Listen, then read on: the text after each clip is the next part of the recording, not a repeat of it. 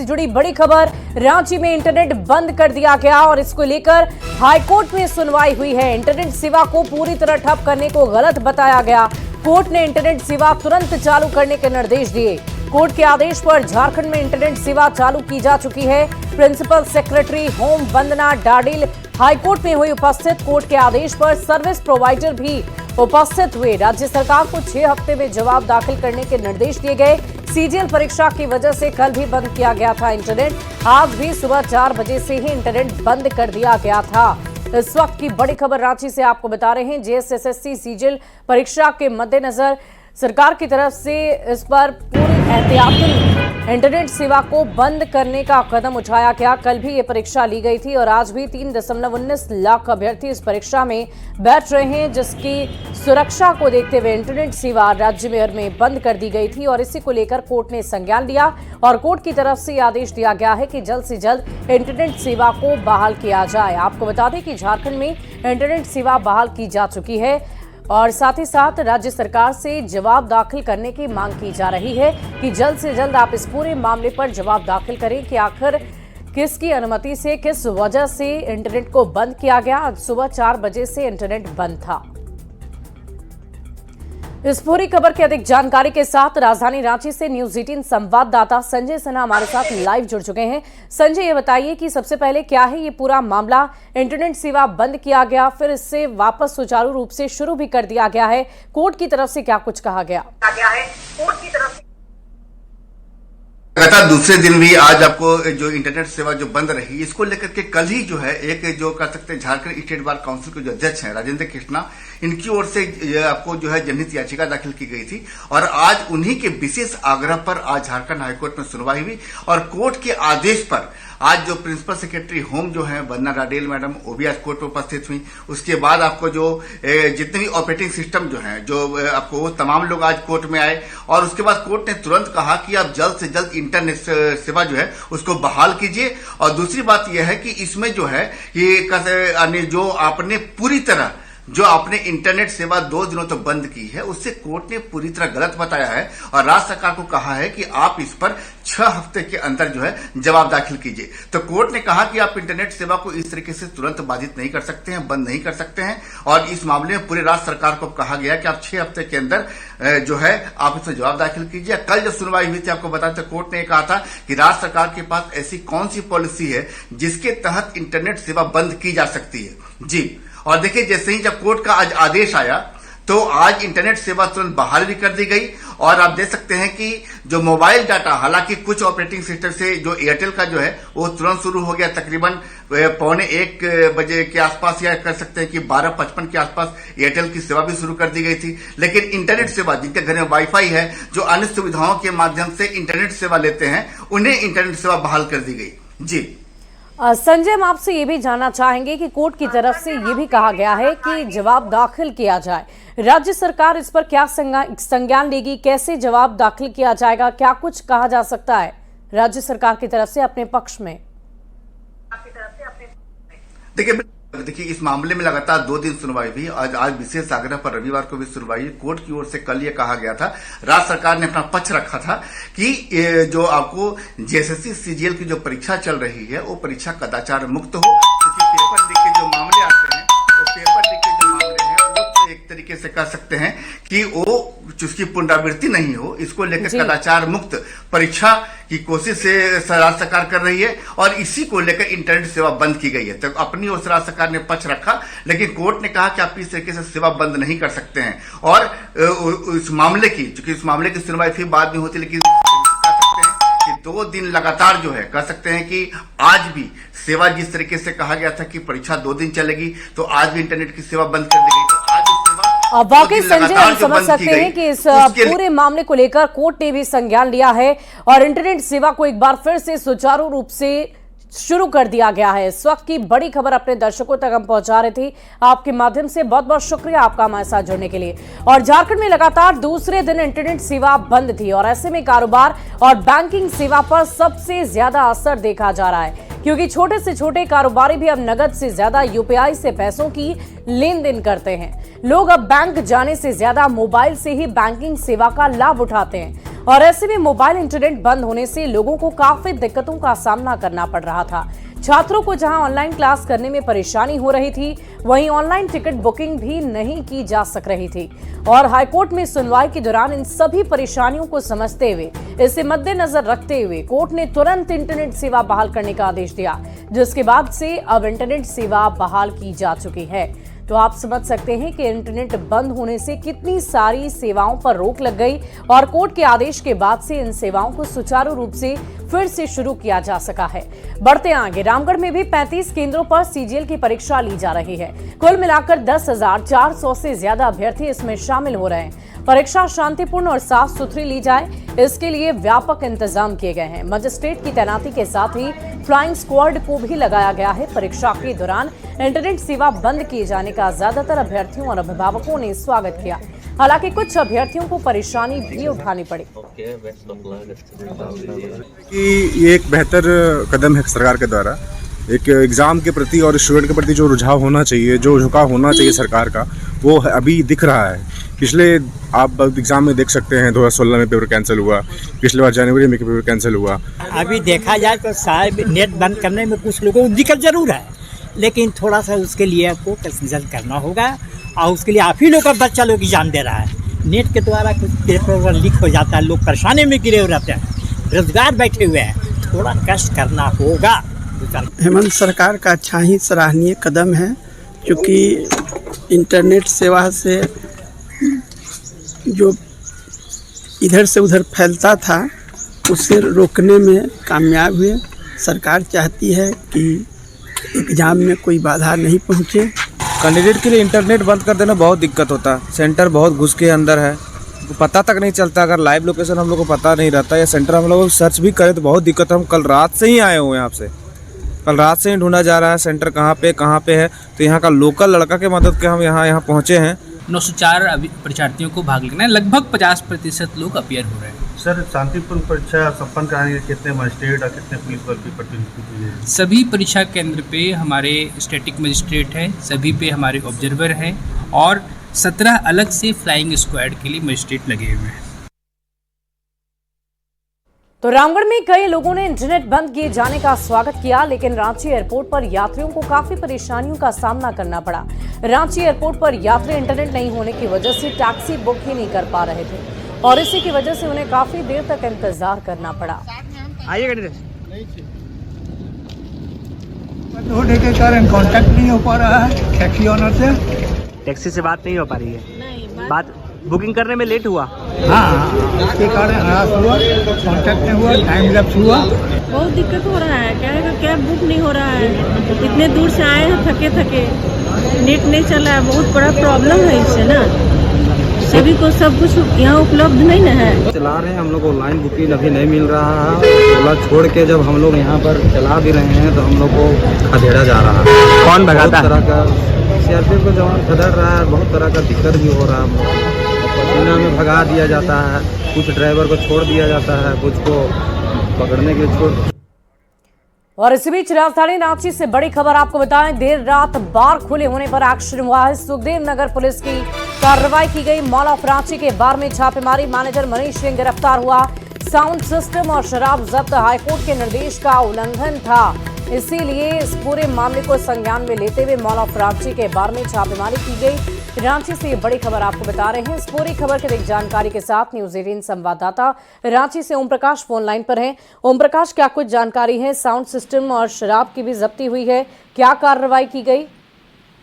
पूरे मामले में बता दें कि हाईकोर्ट के दिशा निर्देश और जो एक्साइज डिपार्टमेंट का दिशा निर्देश है उसका भी उल्लंघन करते हुए देर रात तक जो है वो बार जो था उसे खुला रखा गया था और वहां पर ग्राहकों को जो शराब है वो भी परोसी जा रही थी, जिसके बाद पुलिस को ये सूचना मिली और फिर वहां पर छापेमारी करते हुए मामले में जो मैनेजर हैं जो बार का संचालन कर रहे थे उन्हें गिरफ्तार किया गया। बता दें कि इससे पूर्व भी अगर कुछ महीनों पहले की बात की जाए तो इसी तरह से एक घटना भी घट चुकी है जहां पर देर रात तक बार चल रहा था। उसी दरमियान जो है वो गोलीबारी की वारदात भी हुई थी। ऐसे में जिसके बाद रांची पुलिस के द्वारा और एक्साइज डिपार्टमेंट के द्वारा ये दिशा निर्देश सभी बार संचालकों को दिए गए थे कि देर रात तक बार का संचालन न हो। वहीं हाईकोर्ट ने भी इस मामले को काफी गंभीरता से लिया था। हाईकोर्ट की तरफ से भी दिशा निर्देश जारी किए गए थे, जिसके बावजूद भी अगर कहा जाए तो नियमों का सरासर उल्लंघन हो रहा था, जिसके कारण ही पुलिस के द्वारा ये पूरी कार्रवाई की गई है। जी चलिए, बहुत बहुत शुक्रिया ओम प्रकाश हमारे साथ जुड़ने के लिए, तमाम जानकारी के लिए। बढ़ते अगली खबर की ओर। बेंगलुरु के मल्लेश्वरम इलाके में झारखंड की महिला की हत्या का मामला सामने आया। महिला की हत्या कर शव के 30 से ज्यादा टुकड़े कर दिए गए, फ्रिज में रखा गया। महिला झारखंड की रहने वाली है। जानकारी के अनुसार झारखंड की 29 साल की महिला का 30 टुकड़ों में कटा हुआ शव व्याली कावल इलाके में एक फ्लैट में फ्रिज में मिला है। महिला की पहचान हेमंत दास की पत्नी महालक्ष्मी के रूप में हुई, जो फ्लैट में अकेली रहती थी। बताया जा रहा है कि महिला का पति अपनी बेटी के साथ अलग रहता है। महालक्ष्मी एक फैक्ट्री में काम करती थी।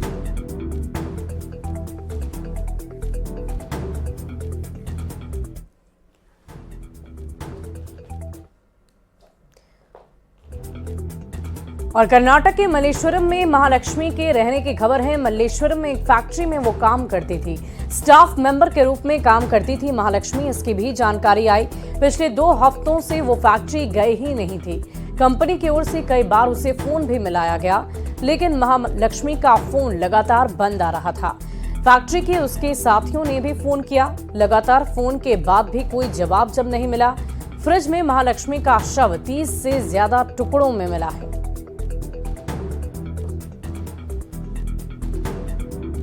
और बिहार में जहां 2 लाख रुपए में फर्जी आईपीएस बनाया जा रहा है, तो झारखंड में 1.25 लाख में होमगार्ड जवान की तैनाती हो रही है। रांची में ये बड़ा खुलासा विभाग की जांच में हुआ। धुरवा थाने में शिकायत के बाद एक आरोपी की गिरफ्तारी हुई, जो पिछले 2 साल से फर्जी तरीके से बहाली के बाद होमगार्ड की नौकरी कर रहा था। गिरफ्तारी के बाद आरोपी मोहम्मद आसिफ अंसारी ने माना कि इसके लिए उसने कैलाश नाम के एक व्यक्ति को 1,30,000 रुपए दिए थे।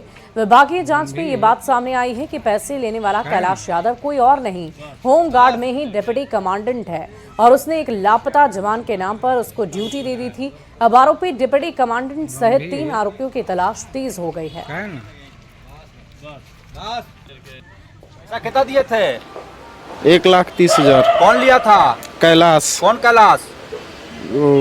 डिप्टी कमांडर था वहाँ का। कब की बात है? 2021 लास्ट। अच्छा, 2021 लास्ट में 1,30,000। और उसके बाद क्या दिया वो? बीच बीच में कभी कभी ड्यूटी देता था। क्या क्या कहाँ ड्यूटी लगा था? कौन कौन जिला? रांची में ही। और हजारीबाग में प्रतिबंधित मांस के साथ एक व्यक्ति को लोगों ने रंगे हाथ पकड़ लिया है। उससे पूछताछ के बाद लोगों ने पुलिस के हवाले कर दिया। घटना पदमा थाना क्षेत्र के कुरहगड़ा गांव का है, जहां एक व्यक्ति पिछले कुछ समय से कबाड़ का सामान खरीदने आता था, लेकिन लोगों को शक हो गया, जिसके बाद उसकी तलाशी ली गई तो उसके पास से प्रतिबंधित मांस की खेप मिली। जब उससे कड़ाई से पूछताछ की गई तो आरोपी मोहम्मद इरफान उर्फ छोटू ने सब कुछ उगल दिया। वो पिछले 5 महीनों से इस इलाके में कुछ लोगों को प्रतिबंधित मांस बेचा करता था। आरोपी इरफान गया के शेरघाटी का रहने वाला है। पुलिस ने आरोपी को हिरासत में लेकर मामले की तहकीकात शुरू कर दी है। 6 केजी यहीं पर पूरा दिए हुए हैं। नाम बताइए फिर से। प्रणाम सर। मोहम्मद इरफान बताएं। और जिसको इसको दिए हैं? हाँ, समीम भाई। समीम भाई। हाँ। और किसी को दिए हैं? बबलू। बबलू आपके पास आइडेंटिफाई है? कोई आधार कार्ड या पैन कार्ड या कुछ भी? हाँ, घर पे है ना। घर अभी आपके पास क्या है? अभी कुछ नहीं, फोन नंबर। और आप इस क्षेत्र में कहाँ देते हैं? ये सिर्फ आया था, बुलाया था। पूरे 5 महीना से केवल यहीं दे रहे हैं कि और भी क्षेत्र में कहीं दे रहे थे? नहीं दे रहे। अगर कहीं पता चल गया तो दिक्कत होगा आपको, इसीलिए हम आपसे पूछ ले रहे हैं। अभी नहीं, सच बता रहे हैं। सच बता रहे हैं।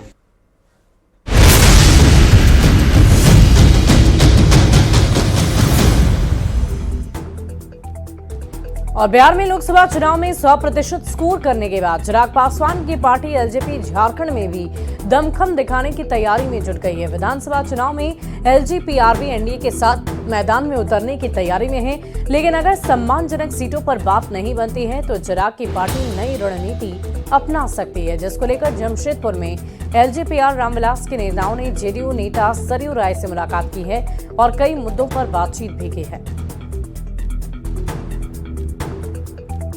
नेता की पहली प्राथमिकता जरूर ये है कि एनडीए अलायंस में हम लोग सम्मानजनक सीट के साथ झारखंड में चुनाव लड़ें।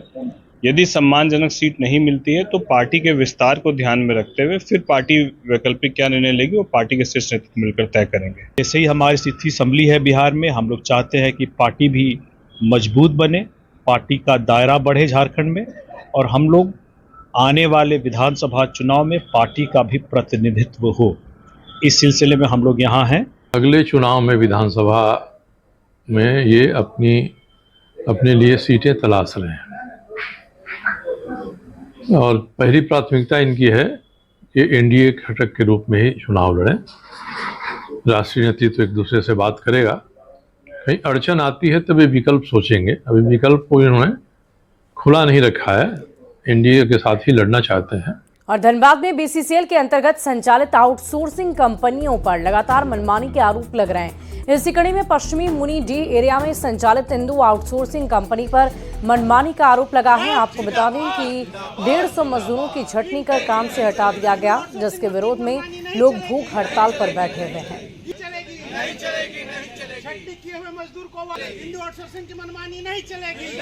उन्होंने बोला था कि ठीक है, जब कंपनी चालू होगा तो हम सबको लेंगे। कंपनी अप्रैल माह में चालू हुआ, लेकिन उसमें सिर्फ 250 आदमी को चुना गया और हम लोगों को बोला था आज करेंगे कर करके 7-8 महीना बीत गया है, अभी तक नहीं लिया गया है। वो लोग न्यूनतम मजदूरी तक लोगों को नहीं दे रहे हैं। जिनको साथ इन्होंने काम दे दिया आरती कंस्ट्रक्शन कंपनी को, वह मजदूरों को 350, 400 रुपए, 500 रुपए में खटा रही है, जबकि 650 रुपए मिनिमम वेजेस था और एचपीसी वेतन देना था इन लोगों को, जो उसका एचपीसी वेतन 1350 रुपए बनता है। कितना मजदूर पे छटनी? 150 मजदूरों को हम लोग रखने का मांग कर रहे थे। और देवघर से बड़ी खबर आपको बताएं, जसरी स्टेशन पर बड़ा रेल हादसा टल गया। मालगाड़ी के 3 बोगी पटरी से डिरेल होने की खबर है। सूचना मिलते ही मौके पर अधिकारी पहुंचे, मालगाड़ी को ट्रैक पर लाने का काम जारी है। हादसे में किसी को भी हताहत नहीं पहुंची है। जसरी स्टेशन पर यह बड़ा रेल हादसा टल गया है। तस्वीरें आप देख पा रहे हैं, मालगाड़ी कैसे पटरी से बेपटरी हो गई। कोशिश की जा रही है कि जल्द से जल्द इस ट्रेन को वहां से रवाना किया जाए ताकि परिचालन सुचारू रूप से एक बार फिर से शुरू किया जा सके। मालगाड़ी को ट्रैक पर लाने का काम लगातार जारी है। तस्वीरें आप देख पा रहे हैं। अच्छी बात यह रही कि हादसे में किसी को किसी भी तरह की हताहत नहीं पहुंची है, लेकिन ये मालगाड़ी बेपटरी हो गई है। जो तस्वीरें हम आपको आपकी टीवी स्क्रीन पर दिखा रहे हैं, मालगाड़ी की 3 बोगी बेपटरी हो गई। सूचना मिलते ही मौके पर अधिकारी पहुंचे और इस पूरे मामले को संज्ञान में लेते हुए आगे की कार्रवाई जारी रखी है। देवघर के जसीडीह स्टेशन पर आज प्लेटफॉर्म संख्या 3 नन पैसेंजर लाइन पर आज एक मालगाड़ी डिरेल्ड हो गई, जिस वजह से हालांकि ये लाइन जो है 8 से 10 बजे तक ब्लॉक रखी गई थी, लेकिन एक बड़ी दुर्घटना होते होते रह गई। इस घटना में कोई हताहत नहीं है। बताया जा रहा है कि ये जो मालगाड़ी है ये पाकुड़ से गिट्टी लेकर पहुंची थी, जो इसी लाइन पर काम कर रहा था। मेंटेनेंस का काम करने को लेकर गिट्टी गिराई जा रही थी और सुबह जो है अचानक ये डिरेल्ड हो गई, जिसके बाद एक बड़ी दुर्घटना होते होते बची है। इस वक्त की तस्वीरें आप देख सकते हैं। हम सीधे ट्रेन के चक्कों को, पहिए को दिखाने की कोशिश करते हैं कि किस तरह से ये जो पटरी है उससे यह ट्रेन जो है उतर गई है। हालांकि इसे जल्द से जल्द उठाने को लेकर यहाँ पर बात कही गई है। जैक के द्वारा ही इसे उठा लिया जाएगा। दूसरी तस्वीरें आप देख सकते हैं कि चारों तरफ जो है वो जो काम करने वाले मजदूर हैं वो यहाँ पर पहुँच गए हैं। पदाधिकारी भी मौजूद है, स्टेशन मास्टर भी मौजूद हैं यहाँ पर। तो कुल मिलाकर हम ये कह सकते हैं कि आज सुबह एक बड़ी दुर्घटना होने से बच गई और राहत की बात है कि इस दुर्घटना में कोई हताहत नहीं है। हालांकि रेल को जो है, मालगाड़ी को जो है उठाने का कार्य तेजी से किया जा रहा है। मनीष दुबे, न्यूज़ 18 देवघर। और यहाँ रुकेंगे एक छोटे से अंतराल के लिए।